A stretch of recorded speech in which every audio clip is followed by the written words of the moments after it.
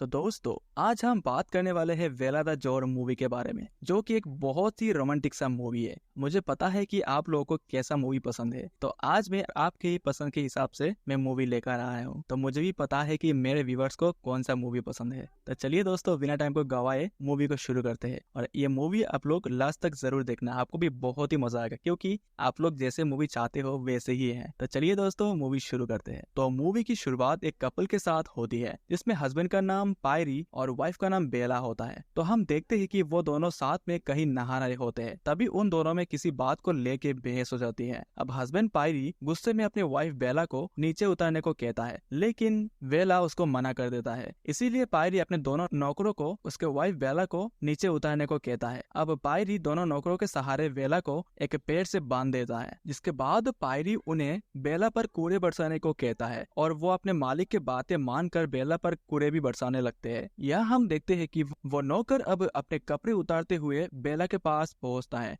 और उसके साथ जबरदस्ती करने लगता है। लेकिन यहाँ पर बेला को भी काफी एंजॉयमेंट मिल रही थी। और फिर इसी के साथ हम अगले सीन में आ जाते हैं, जहाँ हमें पता चलता है कि वो बस एक सपना देख रही थी। तभी वहाँ पर उसका हस्बैंड भी आ जाता है और इस सीन में हम देखते हैं कि बेला और पायरी को शादी किए हुए 1 साल से भी ज्यादा हो चुका है, फिर भी उन दोनों के बीच में अभी तक कुछ भी नहीं हुआ था। इसी के साथ वो दोनों अलग अलग बेड पे भी सोया करते थे और वो इस बार भी ऐसा करते हैं। अब काफी समय बाद पायरी और बेला पायरी के फ्रेंड से मिलने पहुंचते हैं और यहाँ उस फ्रेंड का नाम हेनरी था और वो अपने वाइफ के साथ आया हुआ था। अब उनके मुलाकात के दौरान बेला देखती है कि हेनरी उसे बुरी तरह से देख रहा था, यानी गंदी नजरों से बेला को देख रहा था। अब इसी के बाद बेला हेनरी के वाइफ के साथ जा रही होती है, लेकिन यहाँ बातचीत के दौरान बेला को एक औरत के बारे में बताती है। यहाँ वो बताती है कि वो औरत एक अमीर होने के साथ साथ दूसरे अमीर लोगों के साथ संबंध बनाया करती थी। अब इस बातचीत के दौरान बेला को काफी इंटरेस्ट भी आता है और जब वो अपने घर पे होती है तब वो अपने हस्बैंड पायरी से पूछती है कि क्या उसने कभी भी अमीर औरत के साथ संबंध बनाया है, जिसपे पायरी उसकी बातों में कमी बढ़ता है और यहाँ पर वो बताता है कि उसने अपने यौवन के दिनों में काफी अमीर लड़कियों के साथ संबंध बनाया है।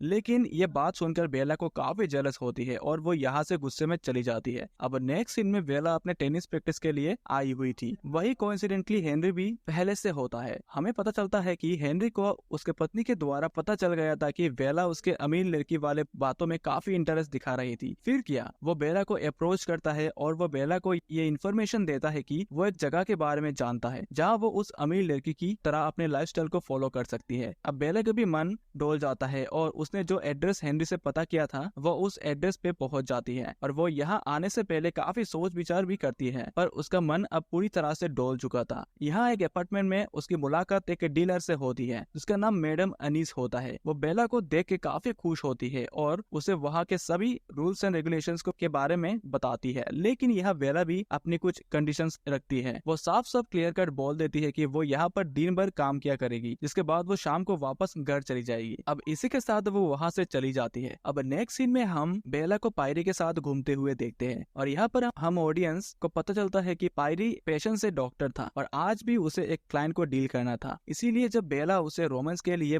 बोलती है तब वो उसे आज नहीं बोल के मना कर देता है। लेकिन इसी दौरान बेला का माइंड शिफ्ट होता है और वो फिर से उस अपार्टमेंट में पहुंच जाती है, जिसके बाद वो अपना फेक नेम भी रखती है और मैडम अनीस उसे उसके पहले क्लाइंट से मिलवाती है, जो कि दिखने में काफी मोटा और अमीर होता है। हम देखते हैं कि वो आदमी पहले से ही इस काम में रेगुलर होता है और वो इस वक्त भी 2 औरतों के साथ था। अब मैडम अनीस वेला को उस आदमी के साथ सोने के लिए कहती है, पर आज वेला का पहला दिन था, इसीलिए वो काफी परेशान होती है। इसीलिए मैडम अनीस उसे अपने बातों में फंसाकर उसे उस अमीर आदमी के साथ सोने के लिए राजी कर लेती है और होता भी कुछ ऐसा ही है, जहाँ बेला को काफी मजा भी आता है। यही से कहानी अगले कदम पर आ जाती है, जहाँ बेला को ये सब करते हुए काफी दिन हो जाता है और अब उसे एक बुढ़ा क्लाइंट भी मिलता है। लेकिन औरों से अलग वो बेला को अपने घर चलने को कहता है और उसके आलीशान महल में पहुंचते ही वो कुछ भी करने से पहले उसे उसकी मरी हुई बेटी की तरह सजने को कहता है और जिसके बाद वो उसे एक कब्र में डाल देता है। और यहाँ पर वो आदमी बेला को अपनी बेटी समझकर उससे माफी मांगने लगता है और तब वो बेला को वहाँ से जाने के लिए भी अलाउड कर देता है। और यहाँ हमें पता चलता है कि वो आदमी बेला के साथ कुछ गलत काम नहीं करना चाहता था, बल्कि वो उसे अपने पर्सनल काम के लिए बुलाया था। अब ये सब होने के बाद उस घर घर का नौकर बेला को धक्का मार के घर से बाहर फेंक देता है। खैर बेला अपने घर भी आ जाती है जहाँ वो पायरी के साथ सोने का डिसाइड करती है और हम ऑडियंस देखते हैं कि अब बेला उसके साथ उसी के बेड पे सो जाती है।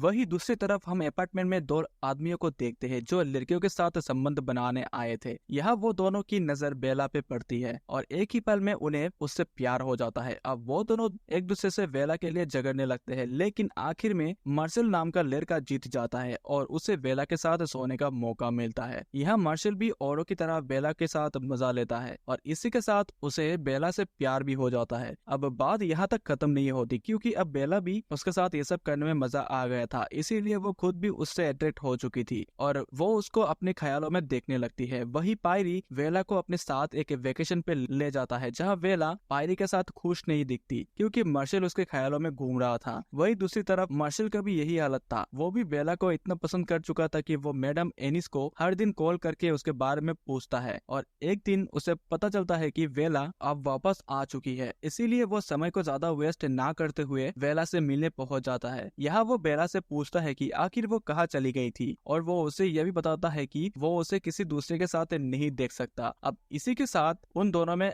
फिर से वही सीन होता है और सब कुछ होने के बाद बेला उसे बताती है कि वो किसी दूसरे आदमी को पसंद करती है और हम ऑडियंस को यह बात पता होती है कि वो आदमी और कोई नहीं बल्कि पायरी होता है। अब यह मार्शल इस बात से काफी परेशान हो जाता है और अपने नेक्स्ट प्लानिंग के तौर में पायरी को खत्म कर देने का सोचता है। वही दूसरी तरफ कुछ दिन बाद हम पायरी के दोस्त हेनरी को देखते हैं जो कि उसी अपार्टमेंट में मैडम एनिस से मिलने आता है और यहाँ वो बेला को अपने सामने देखकर कुछ समय के लिए उसे बुक कर लेता है। अब यहाँ वेला काफी डर जाती है, वो नहीं चाहती थी कि हेनरी उसके हस्बैंड को इन सब के बारे में बताए और यहाँ तक वेला अपने शरीर को बेचने को भी तैयार थी। वो हेनरी को उसके साथ कुछ करने के लिए भी कहती है, लेकिन हेनरी उसे कुछ भी करने से मना कर देता है। वो बेला को बताता है कि उसने कभी भी नहीं सोचा था कि वो यहाँ पर काम करेगी और अब वो इस जगह पर काम कर चुकी है, इसीलिए उसे अब पसंद भी नहीं करता है। और आखिर में वो ये भी बताता है कि उसे डरने की कोई जरूरत नहीं है क्योंकि वो पायरी को कुछ भी बताने वाला नहीं था। अब इसी के साथ वो बेला को उसके दिन का पैसा देकर वहाँ से चला जाता है। वही बेला हेनरी के बातों से अपनी गलतियों को महसूस करती है। वो समझ जाती है कि उसने काफी कुछ गलत किया है और वो अब उस काम को छोड़कर जाने का सोचती है, लेकिन मैडम एनिस ऐसा होना नहीं देना चाहती थी, इसीलिए वो बेला को अपने बातों में फंसाने की कोशिश करती है। पर बेला ने इस बार ठान लिया था कि वो अपने गलतियों का सुधार जरूर करेगी, इसीलिए वो उस जगह को छोड़कर जाने लगती है। पर उसे इस बात की बिल्कुल भी खबर नहीं थी कि मार्शल ने अपने दोस्त को उसके पीछे लगा दिया है। फिर क्या, वो दोस्त बेला का पीछा करते हुए उसके घर तक पहुंच जाता है और वो जाके मार्शल को सारी जानकारी दे देता है। अब मार्शल भी बेला के घर पहुंच जाता है, लेकिन उस वक्त पायरी वहाँ पे नहीं होता है और तभी मार्शल की नजर बेला के घर में उसके हस्बैंड पायरी पे पड़ता है और वो गुस्से में बेला को बोलता है कि वो उसके पति को सब कुछ उसके बारे में सच सच बता देगा और इसी के साथ वो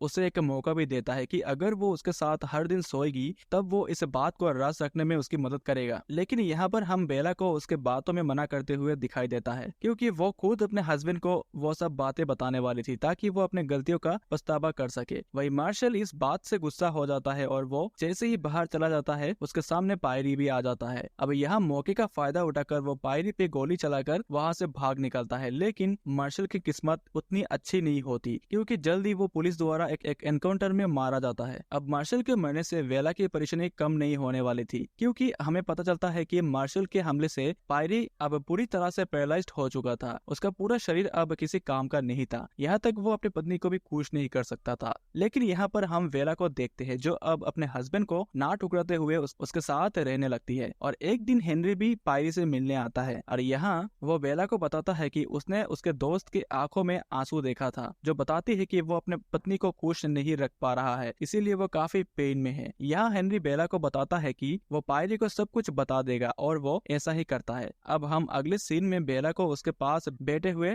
देखते हैं जहाँ पायरी के आंखों से आंसू गिरने लगते हैं। अब बेला भी इस चीज को देख लेती है और वो समझ जाती है कि हेनरी ने उसे सब कुछ बता दिया है, जिसके बाद बेला फिर से ख्यालों में खो जाती है जिसमें इस बार वो अपने हस्बैंड को बिल्कुल ठीक होता हुआ देखती है और इसी के साथ वो दोनों एक दूसरे के साथ करीब आ जाते हैं और फिर यहाँ पर मूवी एंड हो जाता है। दोस्तों ये मूवी बहुत ही मजेदार था, तो आप लोगों को ये मूवी कैसा लगा कमेंट पे जरूर बताना और वीडियो अच्छा लगे तो वीडियो को लाइक एंड चैनल को सब्सक्राइब जरूर कीजिएगा। मिलते हैं एक और नई जबरदस्त कहानी के